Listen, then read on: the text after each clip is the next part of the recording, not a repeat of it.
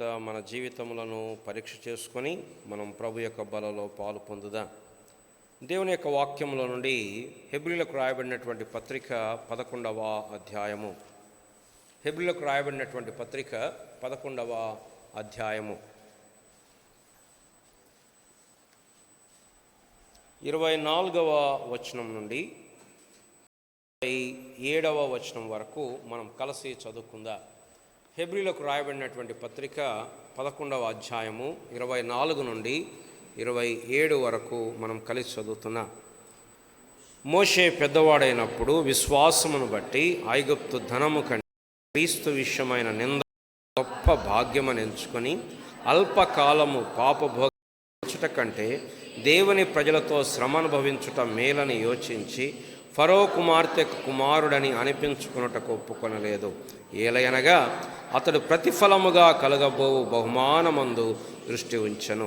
విశ్వాసమును బట్టి అతడు అదృశ్యుడైన వారిని చూచుచున్నట్టు స్థిరబుద్ధి గలవాడై రాజాగ్రహమునకు భయపడక ఐగుప్తును విడచిపోయెను. ప్రభు సహాయం కొరకై ప్రార్థన చేసుకుందాం. ప్రేమ కలిగిన మా ప్రియ పరలోకపు తండ్రి, ఈ యొక్క మధ్యాహ్న కాల సమయంలోని వాక్యమును మేము ధ్యానించబోతుండగా మీరు మాతో మాట్లాడుతురండి. మేము ఇక్కడ ఏదో మనుషుని యొక్క స్వరం విందామనో మనుషుని జ్ఞాన ప్రదర్శన మేము రాలేదు ప్రభా.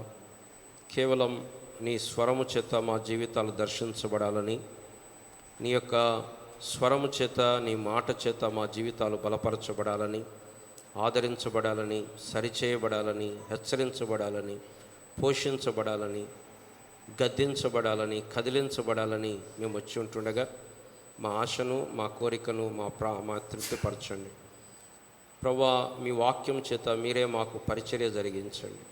ఇక్కడ నిలబడుచున్నటువంటి మంటి పాత్రను, ఓటి కుండను మీ సులువు చాటును మరుగుపరుచుకొని ఏ మనుషుడి స్వరము, ఏ మనుషుని తలంపులు మేము వినకుండా దైవికమైనటువంటి స్వరము మేము వెంట కృప చూపించమని, సహాయపడమని యేసు ప్రభు నామమున ప్రార్థించి అడిగి వేడుకుంటున్నాము తండ్రి, ఆమేన్. మనం ఈ దినాల్లో హెబ్రీ పత్రిక 11వ అధ్యాయంలో ఉన్నటువంటి విశ్వాస వీరుల జాబితాను మనం ధ్యానం చేస్తూ ఉన్నాం. ఈ హెబ్రీ పత్రిక యొక్క ప్రాముఖ్యమైనటువంటి అంశము విశ్వాసము అని మనం చూసాం. In fact Bible it self is book of faith. Bible కూడా విశ్వాసముతో నిండి ఉన్నట్లుగా మనం చూస్తూ ఉంటున్నాం. అందుకోసమే నీతిమంతుడు విశ్వాస మూలముగా జీవించును అనేటువంటి మాట పాత నిబంధనలో రాయబడింది, కొత్త నిబంధనలో హెబ్రీ పత్రికలో రాయబడింది, గలతీ పత్రికలో రాయబడింది, రోమా పత్రికలో కూడా రాయబడుతూ వచ్చింది. ఇక్కడ మనం విశ్వాసము కలిగి జీవిస్తూ ఉన్నాం. మనం చూసాం గత వారంలో విశ్వాసము ద్వారా నీతిమంతులమైనాం కదా. రోమా 5:1 విశ్వాసం ద్వారా నీతిమంతులమైనాం. విశ్వాసము ద్వారా మనము రక్షించబడ్డాం. విశ్వాసము ద్వారా మనం మరణములో నుండి జీవములోనికి దాటి ఉన్నాం. విశ్వాసము ద్వారా మనము నిలుచున్నాం. విశ్వాసమును బట్టి నడుచుకొనుచున్నాం. విశ్వాసము చేత దేవుడు మన హృదయములను పరిశుద్ధపరిచాడు. విశ్వాసము ద్వారా మనం పవిత్రపరచబడుతూ ఉంటున్నాం. విశ్వాసము ద్వారా జీవిస్తూ ఉన్నాం. ఒకనాడు విశ్వాసము ద్వారా విశ్వాసములో మనము మరణిస్తాం. ఇక్కడ క్రైస్తవ జీవితము విశ్వాసముతో కూడినటువంటి జీవితం. అందుకోసం ఈ గ్రంథకర్త ఆయా వ్యక్తుల యొక్క జీవితాలు మన ముందుంచి, ఇదిగో మీ ముందున్న వారు విశ్వాసమును బట్టి ఇలా జీవించారు అని చెప్తూ ఉన్నాడు. వాళ్ళను మనం రోల్ మోడల్గా చూసినప్పుడు వారి విశ్వాసము ద్వారా ఎటువంటి జరిగించారో మనకు అర్థమవుతూ ఉంటుంది. కాబట్టి మనం హేబేలు చూసాం, హానోకును చూసాం, నోవహును చూసాం, అబ్రహాము యొక్క జీవితాన్ని కొంచెం ఈ పత్రిక పరిధిలో మనం చూసాం. దాని తర్వాత ఇస్సాకు, యాకోబు, యోసేపు వారి జీవితాలు చూసాం. గత వారంలో మోషే యొక్క జీవితాన్ని మనం ఆరంభించాం. ఇక్కడ మోషే యొక్క జీవితాన్ని గత వారంలో మనం చూసినప్పుడు ఆయన ఎంత గొప్ప దైవజనుడో మనకు అర్థమవుతూ ఉంది. దేవుడు నా సేవకుడైన మోషే అన్నాడు, మీ నాయకుడైన మోషే అనలేదు. మోషే చనిపోయిన తర్వాత దేవుడు మాట్లాడుతూ యెహోషువ గ్రంథంలో మీ నాయకుడైన మోషే అనలేదు, నా సేవకుడైన Moshe. What a blessing it is దేవుడు మన గురించి కూడా నా సేవకుడు అని చెప్తే, అహరోను మిరియాములు మోషేకు వ్యతిరేకంగా సనుగుతుంటే దేవుడు దిగొచ్చాడు. అప్పటికింకా మోషే విని రెస్పాండ్ కాలేదు. ఇంకా మోషే విని, ఏంటి మీరు ఇట్లా మాట్లాడుతున్నారు, మీరు నా సొంత అన్న కదా, నా సొంత అక్క కదా, బయట వాళ్ళంటే అనుకోవచ్చు, మీరు నా సొంత వాళ్ళు, మీరేంటి ఇట్లా మాట్లాడుతున్నారు అనే లోపలే దేవుడు దిగొచ్చాడు. పైనుంచి దిగొచ్చి, మీరు ముగ్గురు నా దగ్గర రండి అన్నాడు. ఏమన్నాడు దేవుడు? నా సేవకుడైన మోషేకు విరోధంగా మాట్లాడటానికి మీరు ఎట్లా భయపడలేదు? How dare you speak against my servant Moses. అంటే దేవుడు ఈయన ఓన్ చేసుకుంటున్నాడు, యోబును ఓన్ చేసుకున్నాడు. సాతానుతో చెప్పాడు, నా సేవకుడైన యోబును చూచితివా? నా సేవకుడు, మై దేవుడు ఓన్ చేసుకుంటున్నాడు. ఇక్కడ మన జీవితాలు కూడా మోషే వలె సన్నిహితంగా జీవిస్తే ఎంత అద్భుతం. మోషే గురించి గత వారంలో ఒక మాట మనం చూసాం. బైబిల్లో దాదాపు అంటే పాత నిబంధనలో 25% ఆయన రాస్తూ వచ్చాడు. కొత్త నిబంధనలో 25% పౌలు గారు రాస్తే, పాత నిబంధనలో 25% మోషే రాస్తూ వచ్చాడు. అంతేకాదు ఆయన పేరు దాదాపు 800 సార్లు బైబిల్లో మనకు కనపడుతుంది. యేసుక్రీస్తు ప్రభువారి పేరు, దావీదు పేరు తర్వాత ఎక్కువ కనపడేటువంటి పేరు మోషే పేరే. అంతేకాదు ఆయన రాసిన 5 పుస్తకాలే కాదు, పాత నిబంధనలో 19 పుస్తకాల్లో మోషే పేరు కనపడుతుంది. ఎక్కడైతే ధర్మశాస్త్రం ఉంటుందో అక్కడ పక్కన వెంటనే మోషే పేరు కనపడుతుంది. కొత్త నిబంధనలో 12 పుస్తకాల్లో మోషే పేరు కనపడుతుంది. కనుక ఈ యొక్క వ్యక్తి యొక్క జీవితాన్ని చూసినప్పుడు దేవుడు సన్నిహితంగా ఉంటూ వచ్చాడు. ఏం రాయబడింది? యెహోవాను ముఖాముఖిగా ఎరిగిన మోషే వంటి ప్రవక్త ఇశ్రాయేలులో ఇది వరకు పుట్టలేదు, ఇలాంటి వాడు ఇంకొకడు లేడు. నిజంగా పిల్లరా, పరిశుద్ధాత్మ దేవుడు ఇట్స్ నాట్ అబౌట్ కాంపిటీషన్. అంటే ఇది కాంపిటీషన్ కాదు. దేవుడు, పరిశుద్ధాత్మ దేవుడు రాసి పెడుతున్నాడు, ఇతని వంటి వాడొకడు లేడు. మోషే గురించి దేవుడు చెప్తున్నాడు. ఏం చెప్తున్నాడు? ముఖాముఖిగా దేవుని నెరిగిన ఇలాంటి వాడు ఇంకొకడు లేడు. మనం గత వారంలో హిజ్కియా జీవితం చదివినప్పుడు అక్కడ ఒక మాట ఉంది, మీరు గమనించారా? యెహోవాను వెంబడించిన ఇతని వంటి వాడు ఇంకొకడు లేడు. నేను టైం లేదు కాబట్టి రెఫరెన్స్లు చెప్పట్లేదు, కానీ మనం గత వారం హిజ్కియా ప్రార్థన ధ్యానం చేస్తూ వచ్చాం. అక్కడ రాయబడింది, ఇతని వంటి వాడు ఇంకొకడు లేడు. దేవుడు చెప్పాడు యోబు గురించి. ఏం చెప్పాడు? పరిశుద్ధాత్మ దేవుడు రాసిపెట్టాడు, చెడుతనమును విసర్జించి యెహోవాయందు భయభక్తులు కలిగిన యోబు వంటి వాడు ఇంకొకడు లేడు. పౌలు గారు రాస్తూ తిమోతి గురించి అంటాడు, మీ విషయమై నిజముగా చింతించు ఇతని వంటి వాడు, లైక్ మైండెడ్ మ్యాన్, అతని వంటి వాడు ఇంకొకరు లేరు. సొలొమోను గురించి రాయబడింది, అంత ఐశ్వర్యం కలిగిన వాడు ఇంకొకడు లేడు. మన గురించి కూడా చెప్పబడితే ఎంత బాగో. ఇతనిలాగా దేవుని సేవించేవాడు లేడు, ఇతనిలాగా దేవుని ప్రేమించేవాడు లేడు, ఇతనిలాగా సువార్త చెప్పేవారు లేరు, ఇతనిలాగా ప్రార్థించేవారు లేరు. బహుశా మనుషులు చెప్పుకోకపోవచ్చు, కానీ దేవుడు గుర్తిస్తున్నాడు. దేవుడు రాసి పెట్టాడు, దేవుడు రాసి పెట్టాడు. మన జీవితంలో కూడా ఈ తపన, ఈ తాపత్రయము మన జీవితంలో ఉండాలి. సరే ప్రియులరా, ఈరోజు పాఠం ఏంటంటే, మనం చూసినటువంటి మోషే జీవితాన్ని ఇంకొక 3 వారాలు మనం ధ్యానించబోతూ ఉన్నాం. ఈరోజు పాఠం పేరు reward and refusal. Reward and refusal, బహుమానము, తిరస్కారము. మోషే జీవితంలో ఆయన 40 ఏళ్ళ వయసు వచ్చి కొన్ని radical, life changing, life impacting decisions తీసుకున్నాడు. మోషే కథ మనందరికీ బాగా తెలుసు, నేనేం కొత్తగా చెప్పాల్సిన పని లేదు. వాళ్ళు అమ్మ నీళ్ళలో పాడేసింది, ఎందుకంటే కాపాడలేక పడేస్తే దేవుడు అద్భుతంగా ఆ సమయానికి ఆ ఫరో కుమార్తెను తెప్పించాడు అక్కడికి.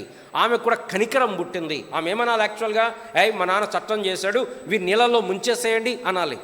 కానీ ఆ రాజకుమార్తె అన్నది, ఆమె పిల్లలు లేరు, నేను పెంచుకుంటాను అన్నది.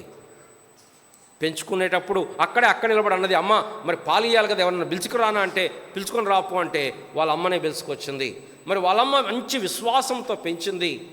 మరి ఈయన ఎప్పుడు దేవుని వైపు తిరిగాడో మనకు తెలియదు. ఐగుప్తు విద్యల్లో ఆరితేరాడు, ఐగుప్తు యొక్క మాటలు, ఐగుప్తు యొక్క కార్యములలో ఆరితేరి నిష్ణాతుడయ్యాడు. యోసిఫస్ అనేటువంటి మొదటి శతాబ్దపు చరిత్రకారుడు రాశాడు, ఆయన ఎన్నో యుద్ధాలు జయించాడంట. ఎన్నో యుద్ధాలు మోషే ఐగుప్తు సామ్రాజ్యం తరపున యుద్ధాలు జయించాడు. అంతేకాదు ఆ చరిత్రలో ఏం చెప్తాడంటే, ఆ దినంలో ఉన్నటువంటి ఫరోకు కొడుకులు లేరు, ఉన్నది ఒక్కటే కుమార్తె. ఆ కుమార్తెకు పిల్లలు లేరు, మోషే ఒక్కడే. అంటే ఇప్పుడు ఆ రాజుగారు చనిపోతే నెక్స్ట్ రాజవంశానికి వారసుడు ఎవరు అంటే మోషేనే. ఇక అంతకంటే జీవితం ఏం కావాలి చెప్పండి?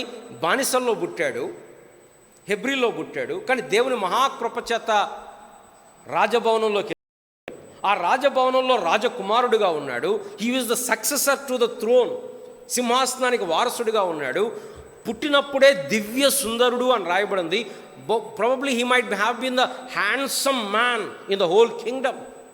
మంచి అందగాడు, బలమైనటువంటి వాడు, దృఢమైనటువంటి వాడు, యవన ప్రాయంలో ఉన్నాడు. 40 ఏళ్ళు అంటే ఆ దినాల్లో యవన ప్రాయం. అది యవనంలో ఉన్నాడు, అధికారంలో ఉన్నాడు. ఐశ్వర్యము, ఐగుప్తు సామ్రాజ్యపు ఐశ్వర్యం అనేది మనం ఊహించలేము. ఇప్పుడు మనం మాట్లాడుకుంటాం నవాబులు, నిజాం నవాబులు ఎంత విస్తారమైన ఐశ్వర్యం, వేల లక్షల కోట్లు. మరి ఐగుప్తు సామ్రాజ్యం, వాళ్ళ మమ్మీలు, ఈజిప్షియన్ మమ్మీస్, ప్రపంచపు 7 వింతల్లో ఒక వింత అయినటువంటి ఈజిప్షియన్ మమ్మీలు, అంటే సమాధుల్లో విపరీతమైన వజ్రాలు, వైడూర్యాలు, అది లెక్కకు మించినటువంటి అంత ఐశ్వర్యము ఆ ఫరో యొక్క, మోషే యొక్క చేతిలో ఉండగా 40 ఏళ్ల వయసులో తన జీవితాన్ని తలకిందులు చేసేటువంటి నిర్ణయాలు తీసుకున్నాడు. బైబిల్ చెప్తుంది, ఇంగ్లీష్లో ఏముందంటే, మన తెలుగులో కొంచెం అడిడిగా ఉంది, ఇంగ్లీష్లో ఏముందంటే మొట్టమొదటిగా ఫరో కుమార్తె యొక్క ఈ refused to be called as son of Pharaoh's daughter. మొట్టమొదటి నిర్ణయం ఏంటంటే మోషే నిర్ణయం, అతడు పెద్దవాడైనప్పుడు 40 ఏళ్ల వయసు వచ్చినప్పుడు తను తీసుకున్న మొట్టమొదటి నిర్ణయం ఏంటంటే, నేను ఈ రోజు నుంచి ఫరో కుమార్తె యొక్క కుమారుడను కాను, నేను అలా పిలిపించుకోను, నాకు ఐడెంటిటీ వద్దు, నన్ను ఎవరైనా ఇగో ఫరో మనవడు అని పిలవద్దు, నాకు అది వద్దు. రెండవది ఇంకేం రాయబడింది, choosing rather to suffer affliction with the people of God than to enjoy the pleasures of sin for a season. అల్పకాల పాప భోగం అనుభవించుట కంటే దేవుని ప్రజలతో శ్రమ అనుభవించుట మేలని యోచించి, ఎన్నుకొని, సెలెక్ట్ చేసుకొని, ఒకవైపు పాప భోగం ఉంది, ఒకవైపు దేవుని ప్రజలు ఉన్నారు. ఈ దేవుని ప్రజలు శ్రమలలో ఉన్నారు. ఆయన ఏం చేశాడంటే రాజభవనం విడిచిపెట్టి, అధికారం విడిచిపెట్టి ఈ బానిసలైన ప్రజలలో ఒకడిగా కలిసిపోయాడు. మూడవ డెసిషన్ ఏం చెప్తుందంటే, ఐగుప్తు ధనము కంటే క్రీస్తు విషయమైన నింద గొప్ప భాగ్యమని ఎంచుకొని, క్రీస్తు విషయమైన నింద, రిప్రోచ్, గొప్ప భాగ్యమని ఎంచుకో. ఎందుకు మోషే ఎలా చేస్తావు? ఎవరైనా చూస్తే మోషేకి పిచ్చి పట్టిందేమో అనుకుంటారు. ఎందుకు? ఒక పక్క యోసేపు కనపడుతున్నాడు. యోసేపు గొర్రెల కాపరి, ప్రధానమంత్రి అయ్యాడు. ఈ మోషేనేమో ప్రధానమంత్రి, గొర్రెల కాపరి అయిపోతున్నాడు.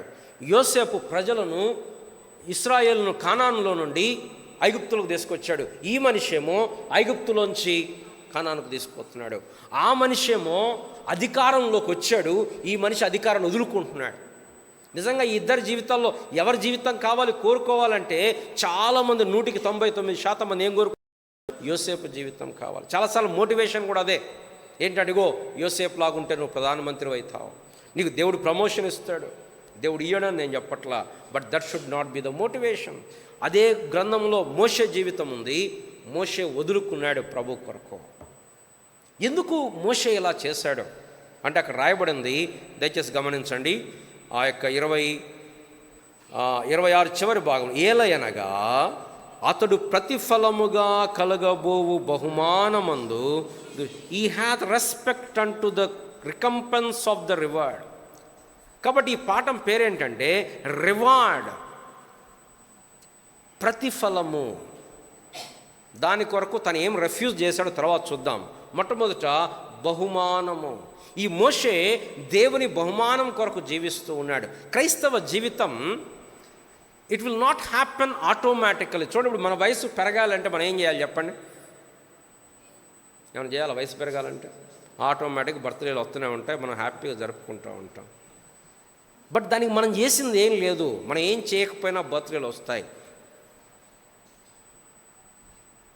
కానీ చదువు రావాలి, జ్ఞానం రావాలి, దానికి కష్టపడాలి. బలం రావాలి, కష్టపడాలి. పియానో నేర్చుకోవాలి, కష్టపడాలి. దాంట్లో ప్రావీణ్యం రావాలి, ఎంతో టైం స్పెండ్ చేయాలి. క్రైస్తవ జీవితం, మనం రక్షణ పొందాం, నేను కాదనట్లేదు. కానీ క్రైస్తవ జీవితంలో ఎదగడం అనేది ఆటోమేటిక్గా దానికదే జరిగిపోదు. It's a conscious effort to grow in Christ. క్రైస్తవ జీవితంలో ఎదగడం అనేది ఒక క్రియాపూర్వకమైనటువంటి ఒక పట్టుదల, ఒక కమిట్మెంట్, ఒక తీర్మానం. నిజమే, కృప, నేను కృప కాదంటలే, కృప గురించి మనం చెప్పినంత ఎవరు చెప్పరేమనిపిస్తుంది. బట్ అదే సమయంలో దేవుని కృపను పొందిన తర్వాత క్రైస్తవ జీవితంలో ఎదగడం అనేది అది జరిగిపోదు. మనం దాని గురించి తీర్మానం చేసుకోవాలి, పట్టింపు కలిగి ఉండాలి, ఆ యొక్క ఆకాంక్ష కలిగి ఉండాలి, ఆకలి కలిగి ఉండాలి. ఇక్కడ మోషే కనపడుతున్నాడు. ఆయన కళ్ళంతా ఏం కనపడుతున్నాయంటే క్రీస్తు ఇచ్చేటువంటి బహుమానము కనపడతా ఉంది. క్రీస్తు ఇచ్చే బహుమానం కనపడతా ఉంది. మనం ఇప్పుడు చిన్నపిల్లలు ఉన్నారు, వాళ్ళ జీవితానికి లైఫ్ గోల్, యాంబిషన్లు ఏముండవు. పొద్దున్న లేవటం, అన్నం తినటం, ఆడుకోవటం, మళ్ళీ పడుకోవడం, మళ్ళీ లేవటం, మళ్ళీ ఆడుకోవడం. వాళ్ళకేం పెద్ద యాంబిషన్, గోలు పొద్దున్నే లేచే నేను ఏమనుకోడు వాడు, నేను డాక్టర్ కావాలి, నేను అనుకోడు. చిన్నపిల్లలు లైఫ్ దట్ గోస్. చాలామంది క్రైస్తవులు అలానే ఉన్నారు. చిన్న పిల్లలు వాళ్ళు రక్షణ పొందారు, మారుమనసు పొందారు, ఆదివారం మందిరానికి వస్తున్నారు, నడిచిపోతూ ఉంది. ఎంతసేపటికి ప్రభు ఏమి ఇస్తాడు, ప్రభు ఏం చేస్తాడు కదా. నేను ఎప్పుడు ఎగ్జాంపుల్ చెప్తూ ఉంటాను. చిన్నపిల్లలు ఉన్నప్పుడు ఏం చేస్తారు, తల్లిదండ్రులు ఏం తీసుకొచ్చారా అని చూస్తారు. ఏదైనా ఊరికి పోయి వస్తే ఏం తీసుకొచ్చాడు, స్వీట్లు తెచ్చాడా, అవి తెచ్చాడా. పెద్ద పిల్లలు ఏం చేస్తారు, ట్యాబ్లెట్లు వేసుకున్నావా, షుగర్ ఎట్లా ఉంది, అలసిపోయావా, పడుకుంటావా, లేకపోతే ఆకలి అవుతుందా, ఆరోగ్యం మంచిగుందా. ఎవరు వీళ్ళు? పెద్ద పిల్లలు. చాలామంది క్రైస్తవులు ఎలా ఉన్నారంటే చిన్న పిల్లలు. ఎంతసేపటికి ప్రభు ఏమిస్తాడో, ఈ సంవత్సరం వాగ్దానం ఏమొస్తుందో, ఈ సంవత్సరం ఏం కట్టుకోవాలో, ఇస్తాడు. నేను ఇయ్యడం అనట్లేదు.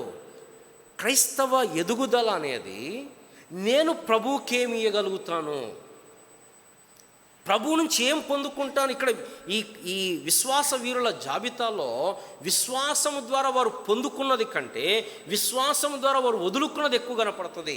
నేటి దినాల క్రైస్తవ బోధ ఒకవైపు లాగుతుంది. ఏంటంటే యేసు ప్రభువుని నమ్ముకుంటే నీకేం కష్టాలు రావు, యేసు ప్రభువుని నమ్ముకుంటే నీకేం వ్యాధులు రావు, యేసు ప్రభువుని నమ్ముకుంటే అన్నీ చక్కగా జరుగుతాయి.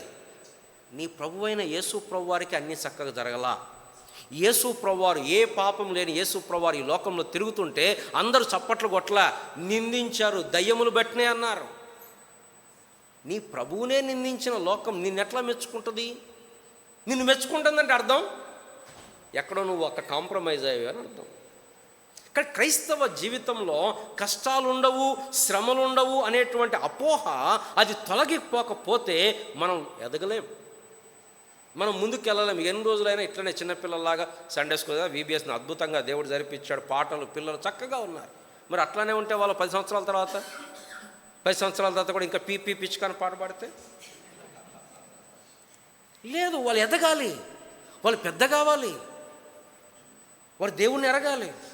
అలా మనం కూడా క్రైస్తవ జీవితంలో మనం ఎదగాలి అంటే మనం కాన్షియస్గా దాని గురించి ఎఫర్ట్ పెట్టాలి. అందుకోసం యేసు ప్రభువు చెప్పాడు, ఇది ఇరుకు ద్వారము, ఇది విశాలమైన ద్వారం కాదు, విశాలమైన ద్వారం అందరూ, ఇది ఇరుకు, కొంతమంది పోతారు. దారి సంకుచితం, ద్వారము ఇరుకు, దారి సంకుచితం. ఇరుకు ద్వారమున ప్రవేశించ పోరాడుడి, అనేకులు ప్రవేశింప చూస్తారు కానీ వారి వల్ల కాదు. కానీ మొట్టమొదటి క్రైస్తవ జీవితం గురి కలిగిన జీవితం. ఇది వేగ్ లైఫ్ కాదు, ఏదో నడిచిపోతుంది కాదు. ఇట్స్ ఎ ఫోకస్డ్ లైఫ్, బహుమానం కొరకు పరిగెత్తే జీవితం. మోషే దేవుని బహుమానము ఇటుపక్క ఐగుప్తు, ఐశ్వర్యము, అంతస్తు, అధికారము, ప్రభావము, భోగము ఇవన్నీ చూసుకొని బేరీజు వేసుకొని 40 ఏళ్ళ వయసులో very consciously, it's not a mishap, ఏదో యాక్సిడెంటల్ కదా. అంటే మనం నిర్గమకాండం ఒక్కడే చదివితే ఏమనిపిస్తుంది అంటే మోషే హత్య చేశాడు, రాజుకు తెలిసింది కనుక పారిపోయాడు. నిజమే, మరి పారిపోయినాడు మళ్ళీ ఎప్పుడు వచ్చాడు? ఒకవేళ యాక్సిడెంటల్గా జరిగి ఉంటే పారిపోయినాడు ఎప్పుడు రావాలా? నెక్స్ట్ ఇయర్ ఎప్పుడు ఉత్తరం పెట్టాలా వాళ్ళ తాతగారికి, ప్రియమైన పరో తాతగారికి, మీ మనవడు మోషే రాయనది ఇక్కడ అస్సలు బాగాలేదు, మిద్యాన్లు అన్ని దోమలే ఉన్నాయి, చుట్టూ అన్ని గొర్రెలే ఉన్నాయి, మీకు తెలుసు కదా నేను ఎంత పెద్ద పరుపు మీద పడుకునేవాడిను, కాబట్టి నేనేదో పొరపాటున ఆవేశం మీద తప్పు చేశాను, నన్ను క్షమిస్తే మీ దగ్గర వచ్చి సింహాసనం కాకపోయినా సైన్యాధిపతికి ఉంటాను, మీ సేవ చేసుకుంటాను. రాయల్లా ఇక్కడ చెప్తాడు, హెబ్రీ 11 చదువుతాడు, అతడు రాజాగ్రహమునకు భయపడక ఐగుప్తును విడచిపోయాను. మేబీ అట్ ద సెకండ్ ఎగ్జిటో లేకపోతే ఫస్ట్ ఎగ్జిట్ అయినా కూడా 2 చోట్ల కూడా it was conscious, it was not an accident. పొరపాటున వెళ్ళలేదు, ఉద్దేశపూర్వకంగా వెళ్ళాడు, ఉద్దేశపూర్వకంగా కోరుకొని వెళ్ళాడు. అందుకోసమే 40 ఏళ్ళ తర్వాత దేవుడు వచ్చి మోషే రా, మనం వెళ్దాం ఐగుప్తు కంటే, బ్యాగ్ రెడీగా ఉంది ప్రవ్వా, అక్కడ మా అమ్మ ఉంది, అక్కడ మా నాన్న ఉన్నాడు, అక్కడ మా అక్క ఉంది, అక్కడ మా అన్న ఉన్నాడు, ఇప్పుడున్న ఫరో చిన్నప్పుడు మేము గోళీలు ఆడుకునే వాళ్ళం, ఒక సింహాసనం మీద ఉన్నాడు, అబ్బా పోదాం పద ప్రవ్వా, మన పెంచిన అమ్మ ఉంది అనలేదు. ఏమన్నాడు? నేను రాను ప్రవ్వా. ఎందుకు మోషే? ఎవరినన్నా చూసుకో ప్రవ్వా, నేను రాను, నాకు మళ్ళీ వద్దా ఐగుప్తు. దేవుడు బలవంతంగా పట్టుకొని లాగాడు, నువ్వు రాకపోతే కుదరదు అని. అంటే మోషే హీ వాజ్ పర్పస్ఫుల్, ఉద్దేశపు పర్పస్ అనే మాటగానే అంటే ఆ ఉద్దేశము. దానియేలు గ్రంథంలో Daniel purposed in his life that he should not defile himself by the king's meat and king's drink. రాజు భుజించు భోజనమును పానము చేయు పానమును తీసుకొని పుచ్చుకొని తన్ను తాను అపవిత్రపరచుకొనకూడదని దానియేలు ఉద్దేశించి పర్పస్, ఇది నా తీర్మానము. మోషే తీర్మానములు మనకు కనపడుతున్నాయి. ఎందుకు మోషే తీర్మానాలు చేశాడు అంటే బహుమానము కొరకు. క్రైస్తవ జీవితం దేవుడిచ్చే బహుమానం కొరకు జీవించే జీవితం, సాతానుడిచ్చే బహుమానాల కొరకు కాదు, లోకమిచ్చే బహుమానాల కొరకు కాదు, మన శరీరం ఇచ్చే బహుమానాల కొరకు కాదు, దేవుడిచ్చు బహుమానము. పౌలు గారు అంటాడు, దేవుని ఉన్నతమైన పిలుపునకు కలుగు బహుమానము పొందవలనని గురి యొద్దకి. ఇట్స్ ఎ ఫోకస్డ్ లైఫ్, గురి లేని జీవితం కాదు కదా. కొంతమంది పాపం చదువుతూ ఉంటారు, ఒక పక్క ఇది చేస్తారు, ఒక పక్క అది చేస్తారు, పాలిటెక్నిక్ చేస్తారు, ఐటీఐ చేస్తారు, ఇంజనీరింగ్ చేస్తారు, అది ఇంకేదో చేస్తారు, ఇక అట్లా నడిచిపోదు. అంటే డిగ్రీ ఉండాలి అంతే. There is no focus.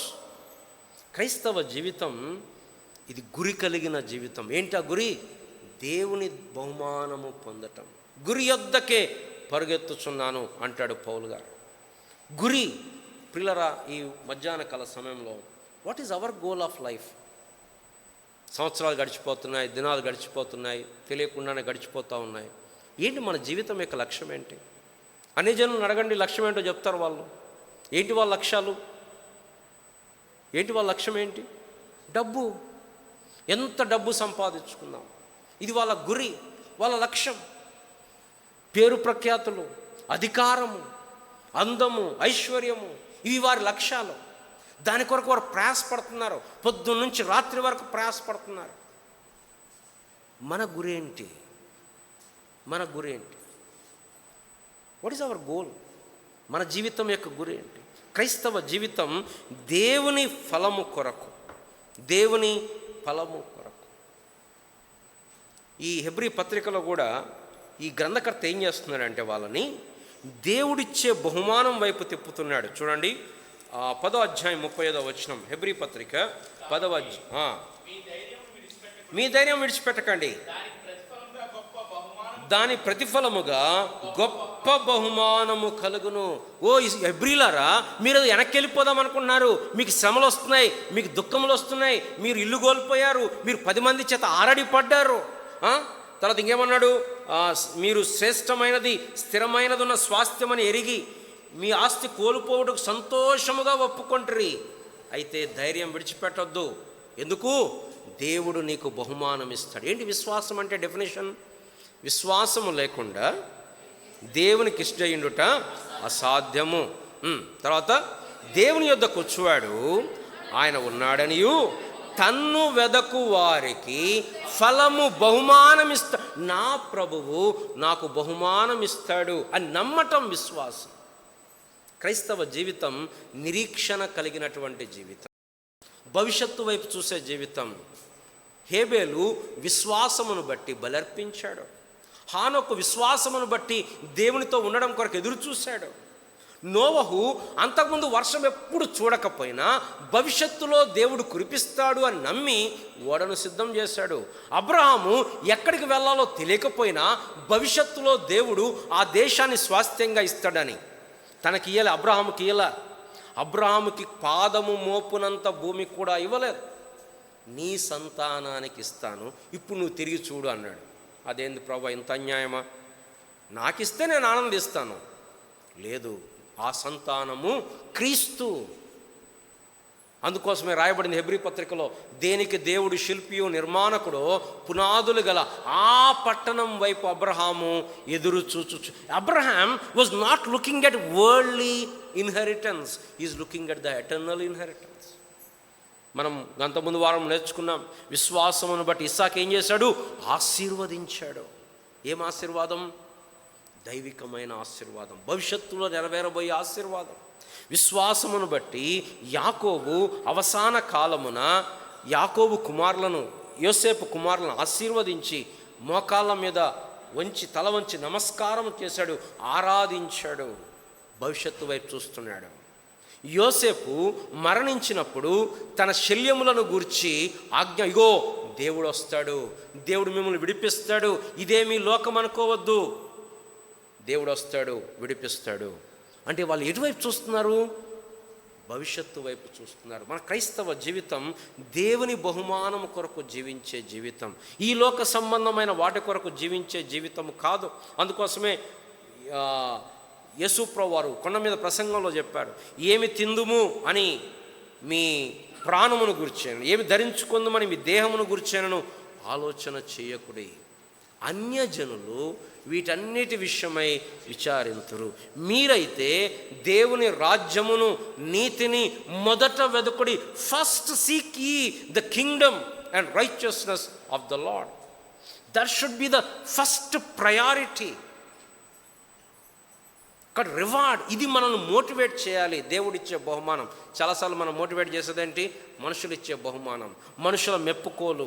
మనుషులు మెచ్చుకున్న కొన్నిసార్లు బాధపడిపోతాయి. ఎవరైనా మనం మంచి పని చేసాం, ఎవరు మెచ్చుకోలేదు, పొరపాటు మర్చిపోయారు, ఒక్కోసారి ఇంటెన్షనల్గా చేయొచ్చు.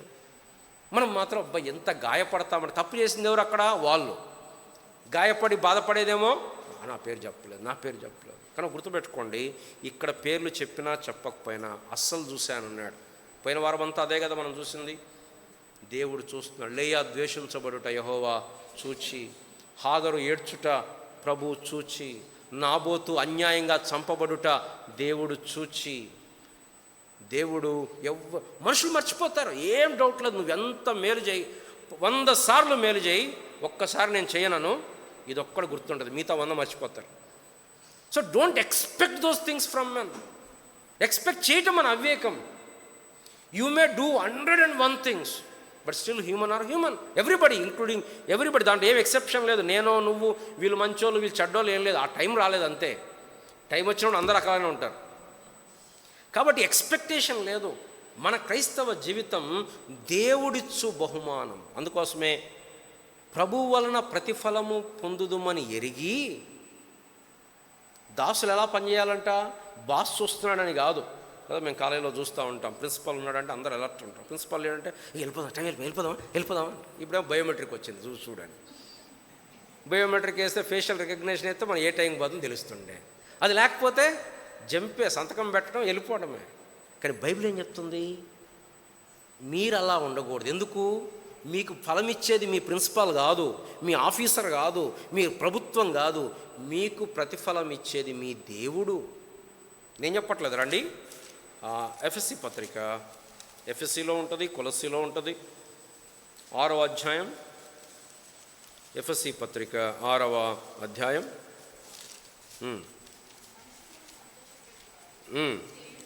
చేయునట్లు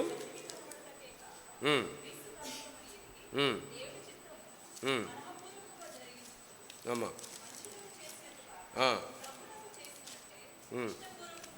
ఇక్కడ మనుషులకు చేసినట్టు కాదు. ఇంకో మాట కూడా చూద్దామా, కొలస్సీ 3:23. ప్రభువు వలన స్వాస్థ్యమును ప్రతిఫలముగా పొందుదుమని ఎరుగుదురు గనక మీరేమి చేస్తున్నను అది మనుషుల నిమిత్తము కాక ప్రభువు నిమిత్తమని మనస్ఫూర్తిగా చేడి మీరు ప్రభు అయిన క్రీస్తునకు దాసులై ఉన్నారు. కనుక ప్రియులారా, మన జీవితంలో మోటివేషన్ ఏంటంటే ప్రభు ప్రతిఫలం. ఒక్కోసారి మనుషులు ఇవ్వరు. మొర్దెకై రాజుగారి హత్యను గురించినటువంటి ప్లాట్ని, ఏమంటాం దాని కుట్రను, కన్స్పైరసీని రాజుగారికి తెలియజేశాడు. వెంటనే ఏం రావాలి? ప్రమోషన్ రావాలి, రివార్డ్ రావాలి, ఘనత రావాలి. కానీ రాలే, అందరు మర్చిపోయారు. కానీ ఒకరోజు వచ్చింది, హామాను మొర్దెకై కోసం 50 అడుగుల ఉరికొయ్య సిద్ధం చేసి పొద్దున్నే రాజుగారి దగ్గరకు వచ్చాడు. అప్పుడు రాజుగారు ఆ రోజు రాత్రి నిద్రపట్టలే. రాజుగారు నిద్రపట్టకపోతే ఏం చేయాలా? డ్యాన్స్ ప్రోగ్రాం పెట్టించుకోవాలా, కథల ప్రోగ్రాం పెట్టించుకోవాలా, స్టాండప్ కామెడీ పెట్టించుకోవచ్చు, పొగడ్తలు పెట్టించుకోవచ్చు. కానీ ఆ రాజుగారు అన్నాడు ఆ రోజు రాత్రి, చరిత్ర పుస్తకాలు తీసుకురండి అన్నాడు. ఆ పుస్తకాలు ఎన్నున్నాయో మనకు తెలియదు, అవి ఎంత పెద్దగా ఉన్నాయో మనకు తెలియదు. దాంట్లో ఒక చరిత్ర పుస్తకం వచ్చింది. ఆ చరిత్ర పుస్తకం చదువుతుంటే ఏముంది? మొర్దెకై రాజుగారి ప్రాణాన్ని కాపాడాడు. వెంటనే రాజుగారు అన్నాడు, ఏమైనా ఇచ్చారా అన్నాడు. ఇయ్యలేదు అనగానే రాజుగారు, ఒకరు ఇచ్చారు అని ఉంటే పేజీ తిరిగిపోయేది. హామాన్ వచ్చేవాడు, రాజా ఒక వాచ్మెన్ ఉన్నాడు, వాడు నాకు నమస్తే చెప్పట్లేదు, వాడిని తీసిపో అనేవాడు. Is not bothered. ఎప్పుడైతే రాలేదు అని ఉందో, ఆగు, ఎందుకు రాలేదు? హామాన్ వచ్చాడు, నేను ఒకరిని గణపరచాలంటే ఏం చేయమంటావు అన్నాడు. అనుకుంటే నన్నుగా ఇంకెవరు ఉంటాడు? రాజుగారి బట్టలు వేయాలంటే వాడి కోరికలు అవన్నీ. రాజుగారి బట్టలు వేయాలా, రాజుగారి అధిపతి ముందు నిలబడాలా, రాజుగారి రథం ఎక్కియాలా, అధిపతి ముందు నిలబడి ఇగో రాజు గణపరిస్తే ఇలా ఉంటుంది, రాజు గణపతి కేకలు వేయాలి రోడ్డు మొత్తం అన్నాడు. నువ్వు పని చేయి, మొర్దెకైని ఎక్కించి నువ్వు కేకలు అయిపో అని. నేనేం చెప్తున్నా అంటే దేవుడి timing, he knows when to give, how to give. ఒక్కోసారి మనుషులు మనకివ్వరు. మన కళ్ళు ఎటువైపు ఉండాలంటే మనుషుల వైపు కాదు, మనం ప్రభువు వైపు ఉండాలి. కానీ క్రైస్తవ జీవితం it's a focused life. And what is our focus? ప్రభు ఇచ్చేటువంటి బహుమానం. పౌలు గారు అంటాడు 1 కొరింథీ 9:27లో ఏమంటాడు చెప్పండి? 1 కొరింథీ 9:27, నేను గురిని చూడని వానివలే పరుగెత్తట్లేదు, నేను గోల్ లేకుండా ఏం లేకుండా నా జీవితాన్ని అలా గడిపేయట్లేదు కదా. నేను గాలిని కొట్టినట్టు పోట్లాడు. బాక్సింగ్ అక్కడ కొట్టినట్టు అంటే బాక్సింగ్ అనమాట. బాక్సింగ్ ఎవరు చేస్తారు? ప్రత్యర్థి ఎట్టుంటే అట్లా చేస్తారు, అంతేగా గాల్లో ఇలా అనరు. కానీ పౌలు గారు అంటున్నాడు, నా పోరాటము ఏదో ఎలా పడితే అలా చేయట్లేదు, నేను గాలిని కొట్టినట్లు. కానీ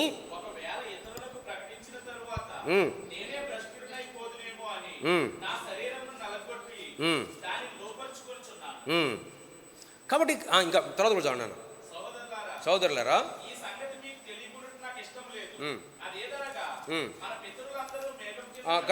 ఇంకా పైకి పందెపు రంగమందు పరిగెత్తుదురు కానీ అటువలే మీరు బహుమానము పొందినట్లుగా పరిగెత్తుడి.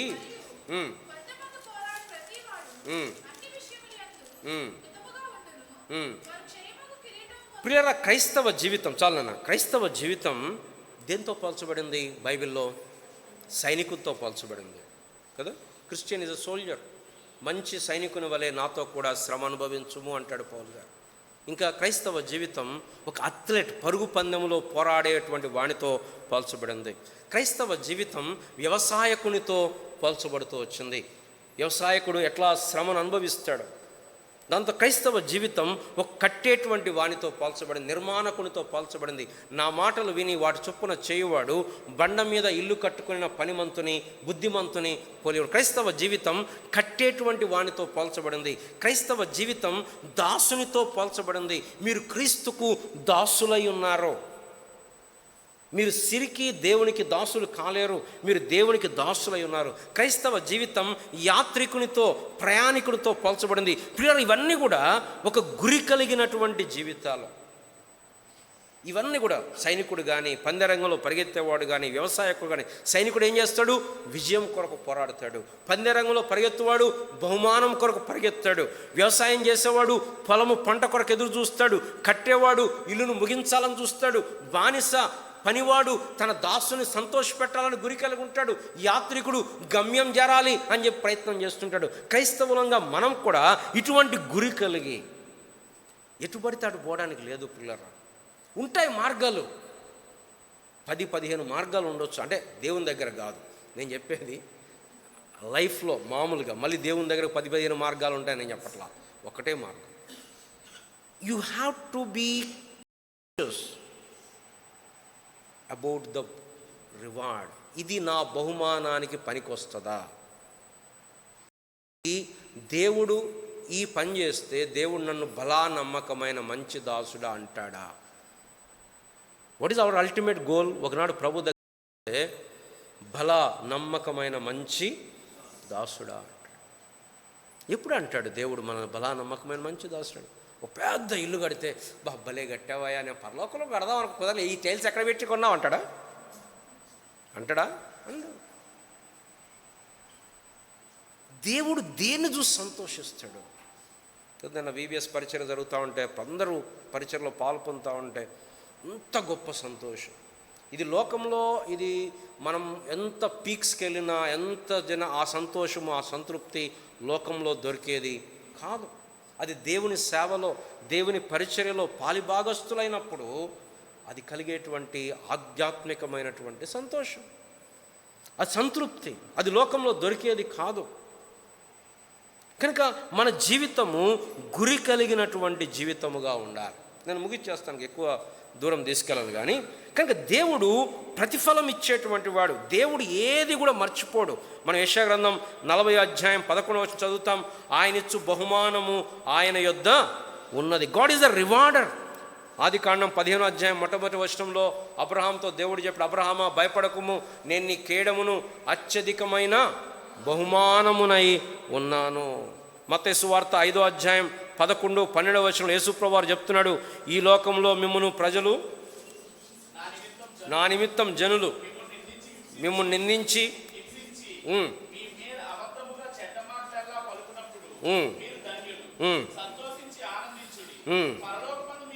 పరలోకమందు మీ ఫలము అధికముగో. పరలోకం ఫలం వైపు చూడండి. ఇక్కడ మిమ్మల్ని తిడతారు, ఇక్కడ మిమ్మల్ని కొడతారు, ఇక్కడ గురించి ఆలోచించకండి, ఆనందించండి.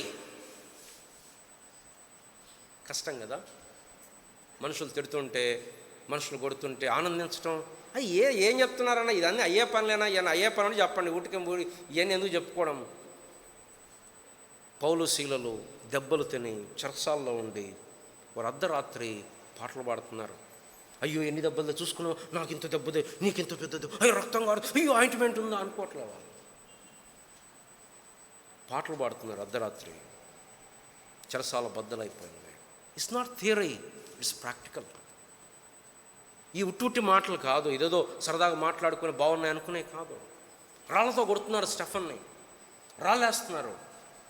ఆయన ప్రార్థన చేస్తున్నాడు. ఏం ప్రార్థన? ప్రభువా వీడు ఒక్కొక్క రాయి 100 రాయిలై అడిపోవాలనలే.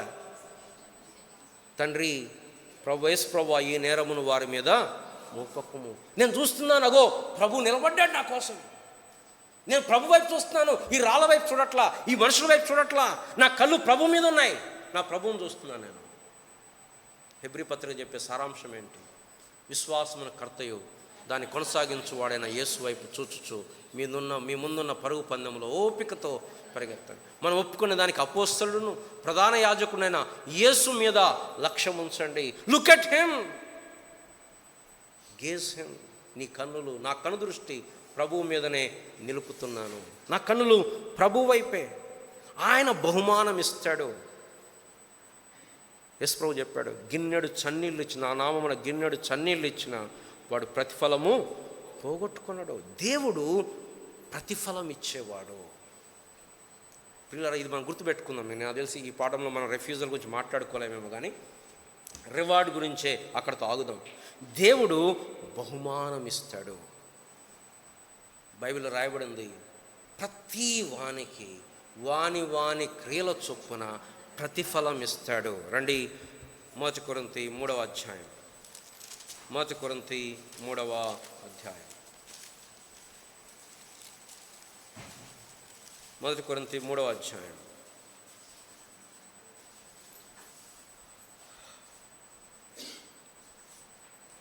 8వ వచనం, నాటువాడును నీళ్లు పోయేవాడును ఒకటే, ప్రతివాడు తాను చేసిన కష్టము కొలది జీతము పుచ్చుకొనును. ప్రతి వానికి దేవుడు బహుమానము, ప్రతిఫలము, జీతం ఇవ్వబోతున్నాడు. ప్రియమైన సోదరి సోదరులారా, నువ్వు జీవితంలో ఏం చేసి ప్రతివాడు, ఇంకో చోట రాయబడింది, మనమందరము క్రీస్తు న్యాయపీఠం ఎదుట నిలవవలసి ఉన్నది. ఎక్కడుందన్నమాట? రోమపత్రికేనా కొరింథీ చెప్తారా? ఈ లోపల కాదండి, మనం అందరము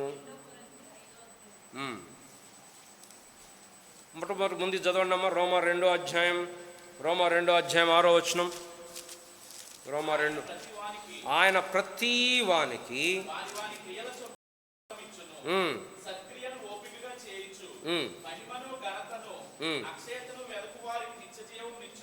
ఆయన ప్రతి వానికి వాని క్రియల చొప్పున is going to reward you.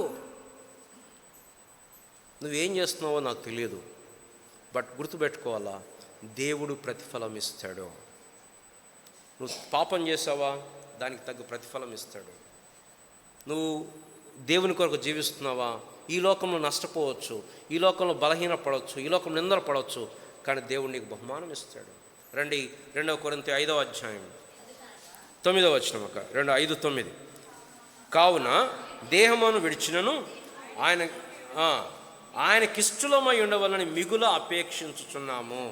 ఎందుకనగా తాను జరిగించిన క్రియల చొప్పున అవి మంచివైనను సరే చెడ్డవైనను సరే దేహముతో జరిగించిన వాటి ఫలమును ప్రతి వాడును పొందునట్లు మనమందరము క్రీస్తు న్యాయపీఠం ఎదుట. చాలాసార్లు మనం మనుషులకు భయపడి మంచిగా ఉంటాం. మనకు బాగా కోపం వస్తుంది, మనుషులందరూ ఉన్నారంటే కంట్రోల్ చేసుకుంటాం, మనుషులు లేకపోతే ఫుల్. కానీ క్రీస్తు దగ్గర ఎవ్వరు మనం చెప్పాల్సిన పనిలా. క్రీస్తు ఎదుట ఆయన దగ్గర అన్ని విస్పష్టంగా కనపడతా ఉన్నాయి. ఇది మన జీవితంలో గోల్. ప్రభువు ప్రతిఫలం ఇస్తాడు. నువ్వు శరీరమును బట్టి విత్తుతున్నావా, క్షయమను పంటను కోస్తావు. నువ్వు ఆత్మను బట్టి విత్తుతున్నావా, అక్షయమైన పంటను కోస్తావు. మోసపోకుడి, దేవుడు వెక్కిరింపబడడు. God will never be mocked. ఇప్పుడు అనుకుంటున్నారు, కొంతమంది అనుకుంటారు కదా, పిల్లలు ముఖ్యంగా యవనస్తులు ఏమంటారంటే, 100 మంది రాకంటే ఎగ్జామ్ అన్న, తలనొప్పి అన్న, మంచి బాగా చెప్పాను కదా అనుకుంటారు. ఇక్కడ మనల్ని చేయొచ్చు, తల్లిదండ్రులని భ్రమ పెట్టవచ్చు, పాస్టర్ గారిని భ్రమ పెట్టవచ్చు, సండే స్కూల్ టీచర్ని భ్రమ పెట్టవచ్చు, కానీ దేవుణ్ణి భ్రమ పెట్టలేరు. నీ జీవితం, నీ క్రియలను బట్టి దేవుడు ప్రతిఫలం ఇస్తాడు. ప్రసంగి గ్రంథకర్త అదే చెప్తాడు, ఓ యవనుడా నీ యవనమందు సంతోషించము. ప్రసంగి గ్రంథం, యవనుడా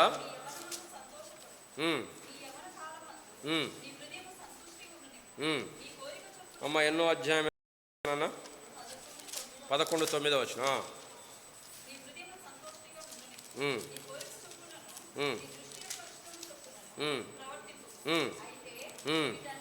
అదే భలే ఉంది కదా అసలు ఆ మాట కనుక యవనస్తులో చెప్తే ఏంటంట, నీ ఇష్టం, నువ్వు ఏదన్నా చెయ్యి, నీ సంతోషంగా ఉండు, నీ కోరిక ఎట్లుండి అట్లా చెయ్యి, నీ కళ్ళకి ఏది మంచి అనిపిస్తుంది చెయ్యి కదా.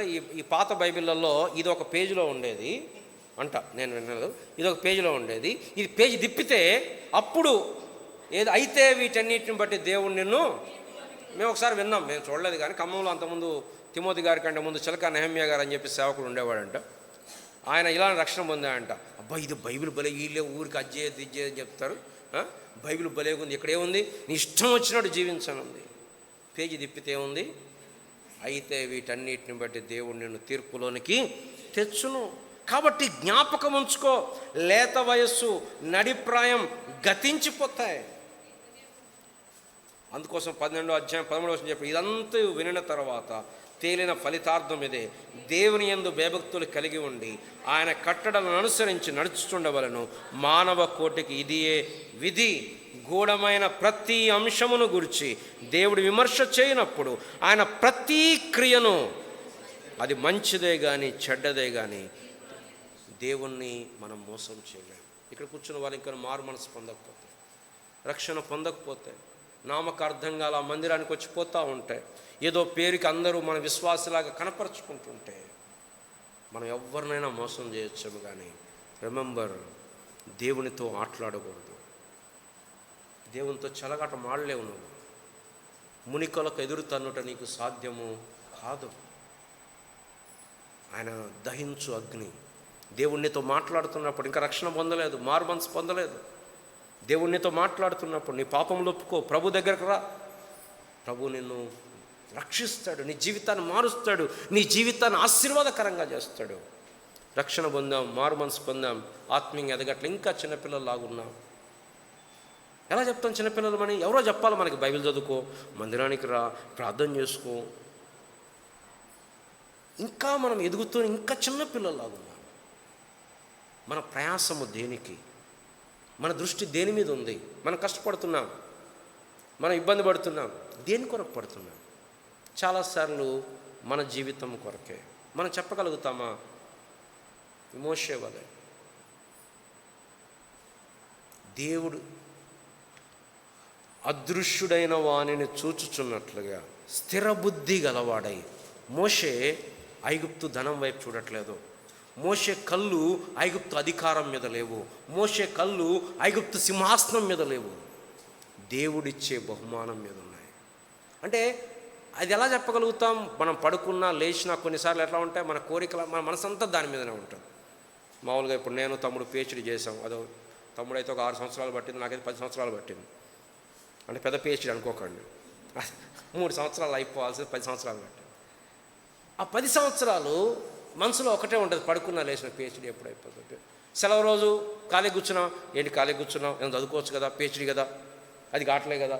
ఇక మనసులో మొత్తం అదే అదే అదే 10 సంవత్సరాలు. అది గోల్, అది లక్ష్యం. మన జీవితంలో దేని గురించి మనం చింతిస్తూ ఉన్నాం?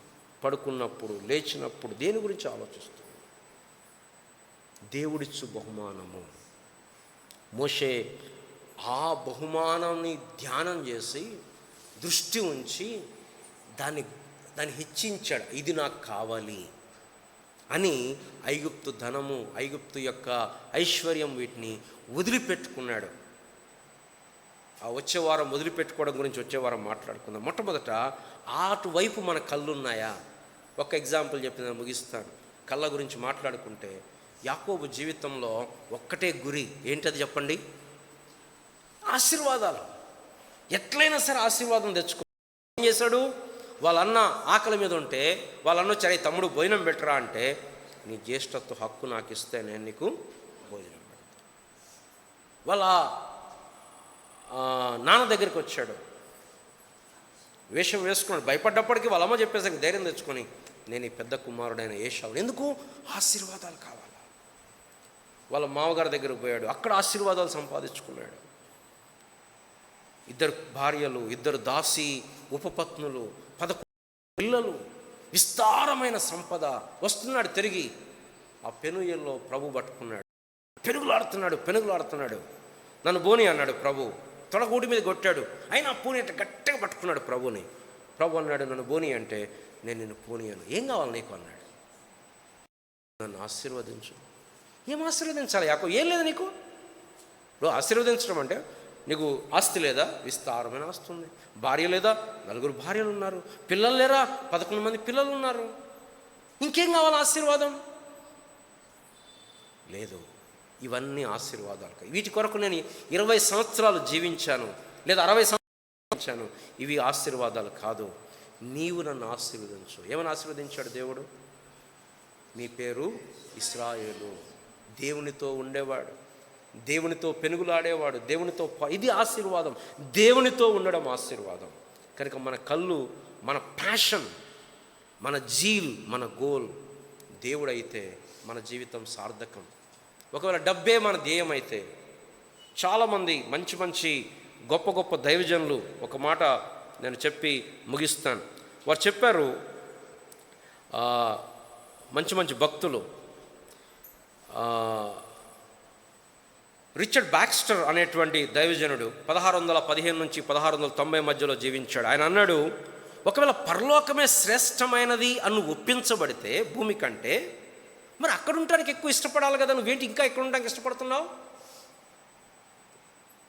థామస్ బ్రూక్స్ అనేటువంటి ఆయన కూడా 1600 సంవత్సరంలో ఉంటాడు. ఆయన అన్నాడు, పరలోక సంబంధమైన మనస్సు అంటే బహుమానం గురించిన కొలస్సీ పత్రికలో ఉంది కదా, మీరు క్రీస్తుతో కూడా లేపడిన వారైతే పైనున్న వాటిని వెదకుడి, భూ సంబంధమైన వాటి మీద మనస్సు పెట్టుకొనకుడి. కానీ పరసంబంధమైన మనస్సు క్రైస్తవ జీవితాన్ని, బాధ్యతలు నెరవేర్చేటువంటి ఒక చక్కని పరిమళ వాసన లాంటిది అని చెప్పన్నాడు.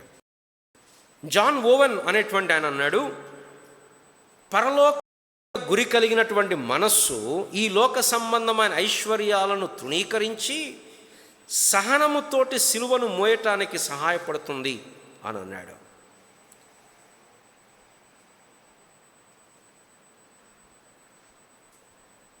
జొనథన్ ఎడ్వర్డ్స్ అనేటువంటి ఆయన అన్నాడు, ఈ లోక సంబంధమైన ఈ అదృశ్యమైనటువంటి ఐశ్వర్యాల కొరకు కష్టపడటమే కొంత ప్రతిఫలం ఇస్తే, అనంతమైనటువంటి పరలోకము కొరకు కష్టపడటం ఇంకెంత అద్భుతమైనటువంటి బహుమానం ఇస్తుంది. మాథ్యూ హెన్రీ గారు అన్నాడు, ఇంకొకటి నేను చూశాను,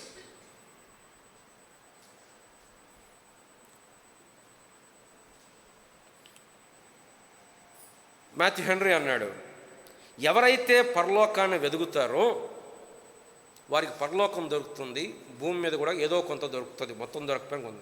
ఎవరైతే భూమిని మాత్రమే వెతుకుతారో వారికి భూమిది దొరకదు, పరలోకాన్ని. ఒకవేళ నీ గమ్యం దేవుని రాజ్యం, నీతిని వెతుకు. ఇప్పుడు ఇవన్నీ కూడా మీకు, నువ్వు దీన్నే వెతికితే దీన్ని కోల్పోతావు, దాన్ని ఎందుకు, ఇవి ఒకనాడు గతించిపోతాయి. ఇప్పుడున్న డబ్బు, ఆరోగ్యం, ఎంత డబ్బు కలిగినా, ఎంత ఆరోగ్యం ఉన్నా మనం ఎల్లకాలం ఇక్కడ జీవించబోవట్లేదు. మన జీవితం ఎప్పుడు ముగుస్తుందో ఎవ్వరికీ తెలియదు. ఇక్కడ మన జీవితం పరలోకం కొరకు జీవిస్తే మన జీవితానికి ఒక సార్థకత కలిగి మనము ఆ యొక్క విశ్రాంతిలో ప్రవేశిస్తాం. రండి ప్రార్థన చేసుకుందాం. ప్రేమ కలిగిన మా ప్రియ పరలోకపు తండ్రి, ఈ మధ్యాహ్న కాల సమయంలో మరొకసారి నీ పాద సన్నిధికి వచ్చి పర సంబంధమైన మనస్సు, నీవిచ్చే బహుమానం కొరకు మేము జీవించాలని, our motivation, our goal, our aim, our focus క్రీస్తు ఇచ్చేటువంటి బహుమానం మీద ఉండాలని మీరు మాతో మాట్లాడుతూ వచ్చారు. ఇంకెవరైతే రక్షణ పొందలేదో, ఈ పర సంబంధమైన మనస్సులో లేరో అట్టి వారిని మీరు దర్శించండి. ఎవరైతే రక్షణ పొంది మారు మనసు పొంది కూడా ఏదో అలా జీవితం కొనసాగుతుంది, నడిచిపోతుంది అన్నట్టుగా ఉన్నారో అటువంటి వారిని మీరు దర్శించి ఆసక్తి కలిగి, తీవ్రత కలిగి, మాంద్యులు కాక నా ప్రభువును సేవించాలి, నా ప్రభువును నా ప్రభువుకు నేను లోబడాలి, నా ప్రభు కొరకు నేను ఏం చేయగలుగుతాను అనేటువంటి తృష్ణ, ఆకలి, ప్రభు కొరకు నా సమయం, నా యొక్క ధనం, నా యొక్క ఆరోగ్యాన్ని నేను కోల్పోతాను, లేకపోతే నన్ను నేను అరగదీసుకుంటాను. పౌలు గారు అన్నట్టుగా పానార్పణముగా నేను పోయబడుచున్నాను. ప్రభువా, మా జీవితం ఎట్లయినా అరిగిపోతుంది, ఎట్లయినా కరిగిపోద్ది. కానీ ప్రభు కొరకు మేము కరిగితే, ప్రభు కొరకు మేము జీవిస్తే ఆ జీవితం వల్ల మాకు అనంతమైన బహుమానం. ఈ విషయాలు మేము జ్ఞాపకం పెట్టుకోవడానికి, మా కళ్ళ ముందు ఇటర్నిటీని నా కళ్ళ ముందు పేస్ట్ చేయి ప్రభువా, ఒక భక్తుడు ప్రార్థించినట్లుగా మేము ప్రార్థన చేస్తుంటుండగా మా ప్రార్థన ఆలకించు, తెరువమని, ఇటర్నల్ పర్స్పెక్టివ్ మీరు మాకు అనుగ్రహించమని, వరల్డ్లీ విజ్డమ్ నుంచి, వరల్డ్లీ పర్స్పెక్టివ్ నుంచి తప్పించమని యేసు ప్రభు నామమున ప్రార్థిస్తున్నాం తండ్రి, ఆమేన్. అలాగే మనం